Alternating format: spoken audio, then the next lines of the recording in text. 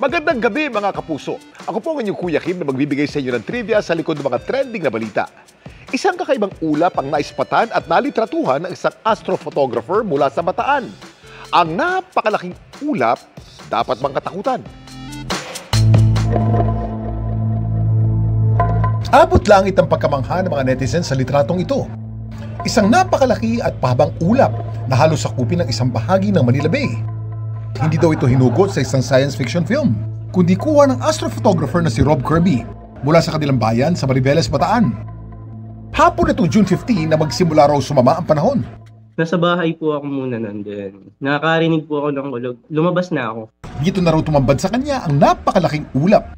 Dahil maaga pa, hindi ko siya makuha nun sa long exposure. Kaya kinuna ko na lang po yung cloud kasi sabi ko, ang ganda. Hanggang sa ang kuha nga ni Rob Kirby na isa raw shelf cloud, nag-viral na. Nakakatuwa syempre kasi na-appreciate ng iba, nakikita ng iba, nagiging aware yung iba. Pero paano nga ba nabubuo ang isang shelf cloud? At may dapat bang katakutan dito? Kuya Kim, ano na? Ang mga shelf cloud kahanga-hanga man, pero nakakatakot ang itsura. Pahaba ito at wedge-shaped. Ayon sa Pag-asa, nabubuo ang mga ulap na ito pag nagsasalubong ang mainit na hangin na may dalang moisture at pahabang malamig na hangin na galing sa isang severe thunderstorm.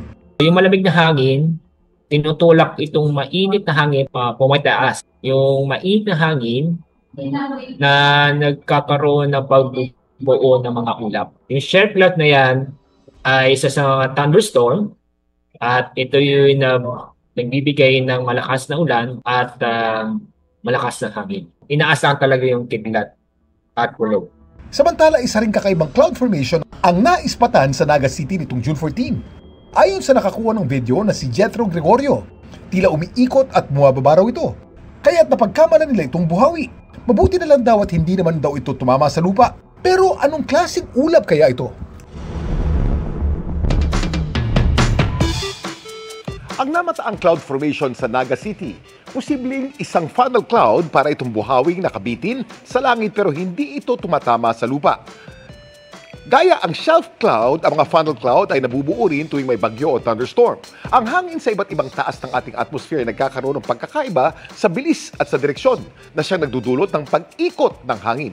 Habang umiikot ang hangin, umaangat ito, lumalamig at bumubuo ng ulap na hugis embudo o funnel. Sakali mang bumaba ito sa lupa, ito'y magiging tornado o buhawi. Samantala, para malaman ang trivia sa likod ng viral na balita, post o comment lang, #Kuya Kim, ano na? Laging tandaan, importante ang may alam. Ako po si Kuya Kim at sagot ko kayo 24 oras.